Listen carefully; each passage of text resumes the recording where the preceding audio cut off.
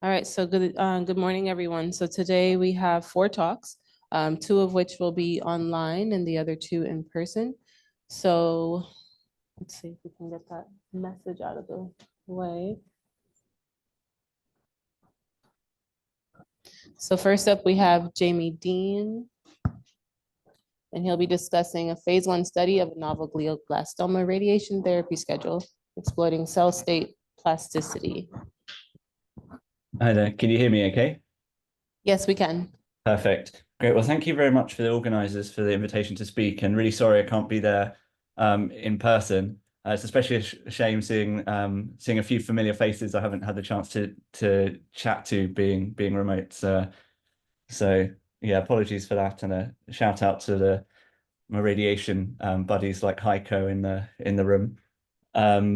So today I just wanted to give a brief talk about some published work, so you can look into it in more detail if there's stuff that's missing in this short presentation.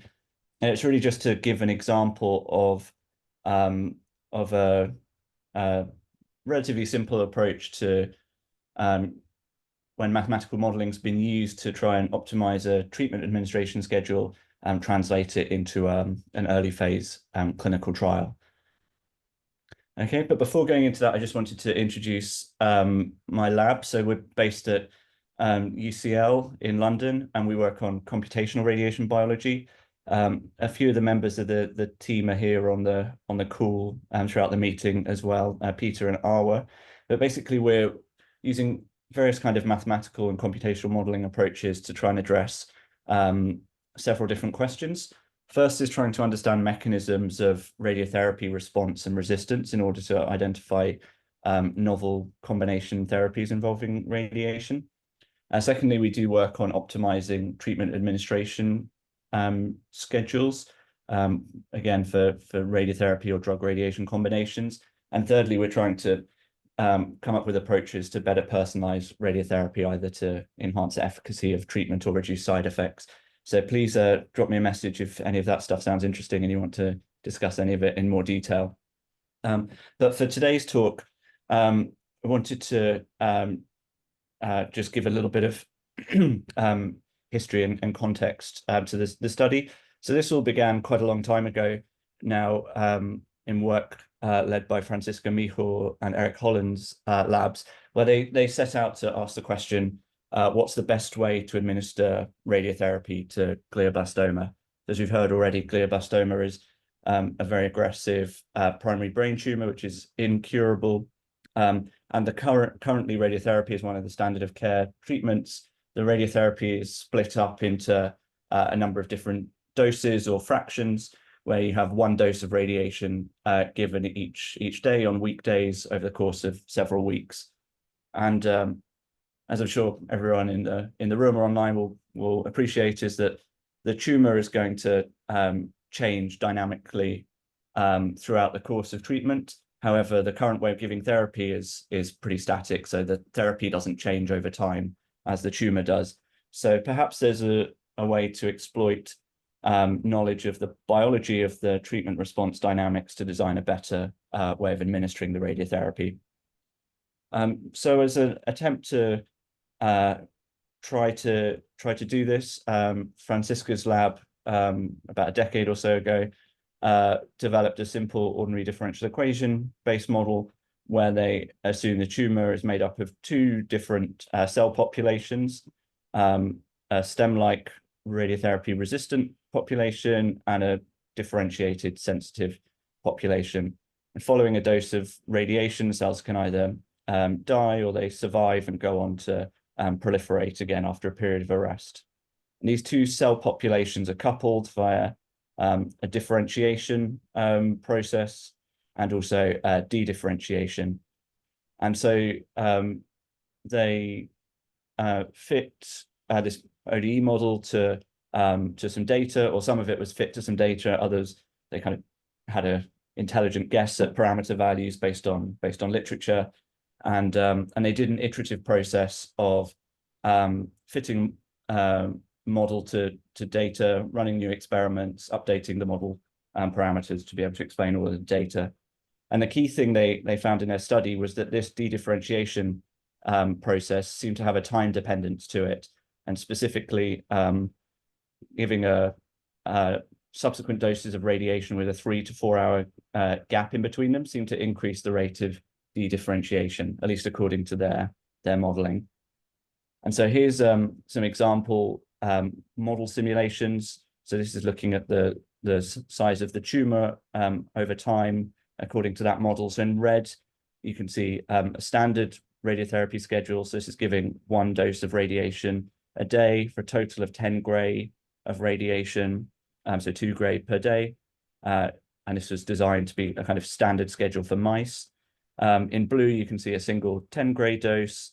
And then in green, you can see this was a schedule that was optimized based on that parameterized ODE model.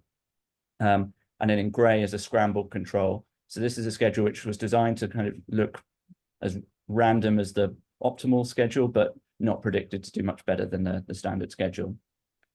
And then the nice thing about this study was they actually went away and experimentally validated the results. I think push that as a community, we should try and do a bit more of this than we're currently achieving, but I appreciate it can be challenging to do. But anyway, here's the survival curves. In red, you can see the survival of, so this is a genetic engineered mouse model of glioblastoma. So it's a survival with the standard schedule. And in gray, you can see the scrambled control and a single 10 gray dose in blue. And in green, this is the optimized schedule. So this is giving the same total amount of radiation, but just with the different schedule. And it leads to quite a dramatic survival improvement, which is pretty interesting. And then to give some idea of the magnitude of the benefit, in pink, they also did a standard schedule, but doubled the total dose. So you can see that just by optimizing the schedule, at least in this mouse model, they're able to achieve a survival benefit close to that of doubling the total dose. And so, like I alluded to before, the proposed kind of mechanism underlying the benefit of the optimized schedule is that having a 3-hour interval between radiation doses seemed to increase the rate of dedifferentiation. And as you have this differentiated cells dedifferentiating to more stem-like cells, although they're more treatment resistant, they're also less proliferative. And therefore, with this optimized schedule, you basically enrich tumors for slowly proliferating cells. And so the tumors take longer to grow back. So that's the intuition behind the modeling. And so at this point, kind of following that preclinical study, I joined Francisca's lab. And one of the things I worked on was seeing whether we could translate this kind of approach from mice to humans. And so it took a few different steps involved in this process. So first was doing a statistical analysis, trying to understand based on how well other interventions tested in that same mouse model had performed in humans, try and get a statistical estimate for what the survival benefit in mice might translate to in humans, to understand whether it was worthwhile. So as I'm sure most of you are aware, the benefits we tend to see in the mouse studies are much bigger than in human studies. And so we did some work on that, and I won't present it today, but it's in the paper. And basically the outcome of that was that the kind of benefit we might expect to see would be close to the kind of hazard ratio that phase 3 studies in GBM are powered to detect. So a meaningful but kind of modest effect size in humans is predicted. I then did some work looking at other studies where people had given radiation either in preclinical systems or in humans with different time intervals between doses, to see whether the effect was likely to be more general than just this one mouse model. Jamie, excuse me, Jamie. Yeah, it's Thomas Hillen here. Would you just mind reminding us what a phase 1 and phase 3 study is? Sorry, so the phase 1, so the phase 3 study is normally a randomized study which is designed to measure to get a kind of the most decisive estimate as to whether your intervention is doing anything. So in the case of cancer efficacy studies, that might be powered to detect improvement in overall survival, for example. So the phase 1 study is often a safety or a feasibility or a dose escalation study. It's generally designed to demonstrate feasibility or safety, or to establish, in the case of dose escalation studies, establish a safe dose level to proceed to follow-up trials. So everything I'm presenting here is towards a phase 1 study, a feasibility and safety study. But before even attempting that, it was good to get some kind of estimate of what the efficacy might be expected to be in humans, because if it's so low that it wouldn't be worth trying in humans, then there'd be no point doing a phase 1 study in the first place. Does that clarify things a little bit? Thanks a lot. Yeah. Okay, great. And then we re-optimized the schedule for human patients with different sets of constraints and things based on human safety and feasibility concerns, and then conducted the phase 1 study. And so the mouse study found that giving the radiation doses with 3-hour time intervals was predicted to be the best thing to do. And so we compared that to the standard schedule in humans. So this is in the setting of recurrent glioblastoma. So this is when patients' tumors have grown back following the standard first-line treatment, and some patients get re-irradiation. And when they do, they tend to get a schedule of 10 doses of 3.5 gray. So this is the prediction for the tumor volume change from the standard schedule. And this is from giving the 3 fractions of radiation a day with the 3-hour time interval. It's not predicted to make much difference. And the reason for that is because you enrich for the slowly proliferating but treatment-resistant cells, and therefore towards the start of treatment, and therefore you reduce the efficacy of the latter part of treatment. And so instead, in humans, you do a different approach where if you do the treatment in 2 different phases, so an initial phase where you're giving a single dose per day in order to try and just debulk the tumor as much as possible, or kill off as many sensitive cells as possible. And then when you get towards the end of treatment, you give these multiple fractions per day with the right time interval to shift the remaining cells into a less proliferative state.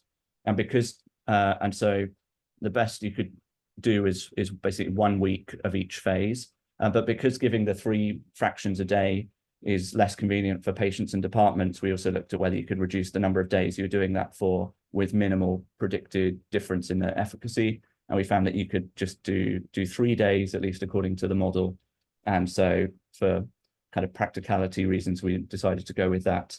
And so this is a cartoon of what we think might be going on, at least according to the model, is that initially we give single fractions per day to kill off mainly the rapidly proliferating sensitive cells. And then towards the end, we shift these rapidly proliferating cells into a less proliferative state, and so delaying the time to recurrence. And so we did the phase 1 study at the Brigham and Women's and Dana-Farber Cancer Center in Boston. So it's in the setting of recurrent glioblastoma. We powered the study for feasibility. So it's just a small 14-patient study. And the primary endpoint would be met if 13 out of 14 patients could successfully receive the schedule, and in particular getting those 3 doses per day within a reasonable time window. And so the main findings from the trial was that we were able to successfully administer the schedule to all patients, and so we showed feasibility. There's a lot of toxicity and safety data in the manuscript, which you can read, but I won't go through today. But I just wanted to touch on some ways we tried to get some hints as to whether there might be any efficacy in this approach, even though the study is not designed to do this, but this is just some hypothesis generating analysis. So first, looking at the progression-free survival and overall survival in our trial cohort, median PFS was around 4 months and median overall survival was 7 months. And then we used an external control cohort of patients, around 90 patients receiving the same treatment at the same institution, and performed multivariable Cox regression to understand whether our experimental schedule, which is shown here, might be associated with any improvements in efficacy, adjusting for various prognostic factors. And so we found in this analysis, which I again should stress is just hypothesis generating and definitely not conclusive, we find a significant association between patients getting our experimental schedule and improved progression-free survival. This doesn't translate into an improvement in overall survival, at least in this very small cohort. And then another way we tried to get at some kind of efficacy signal was to look at prior lines of therapy and seeing what the benefit patients received from our experimental schedule compared with either the previous therapy they received or the first line therapy. So we just looked at the ratio and the time to progression and compared between patients on our trial and the external control cohorts. And so we found that there was a small improvement in the time to progression for patients on our trial on average compared with the external control cohort. So again, perhaps hinting at some kind of early signs of efficacy. And then the other thing we did was looked at the patterns of recurrence. So often for these tumors, the tumors recur within the area that's been treated with radiation. And so we found patients in our study, a minority of the cases, the recurrences were within the radiation treatment field. In 42%, there were marginal failures. So here's an example here, where here's the area being treated and where the tumor's grown back is just on the edge of that area. And then 42% were distant failures. And here's an example where here's the area that was originally treated and the recurrence is reasonably far outside of that area.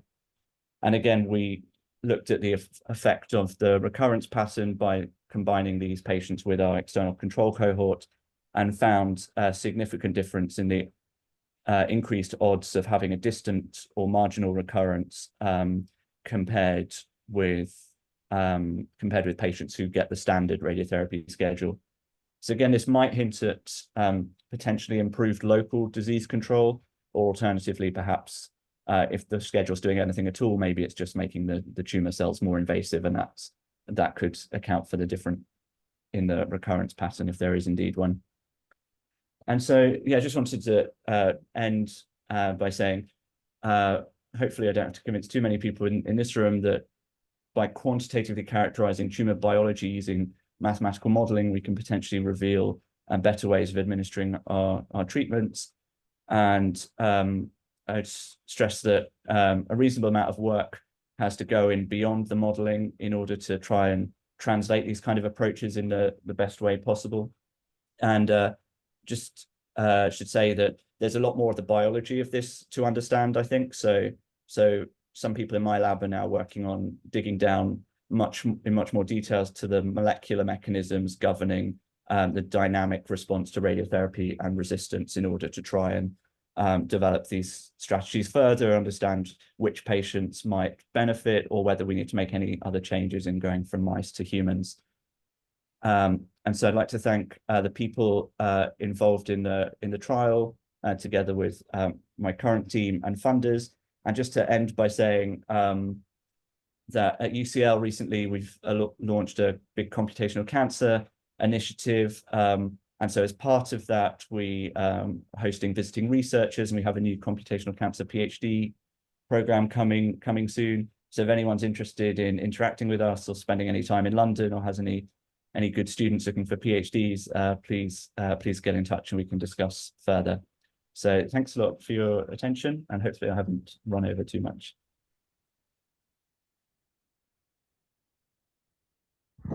Okay, thank you, Jamie.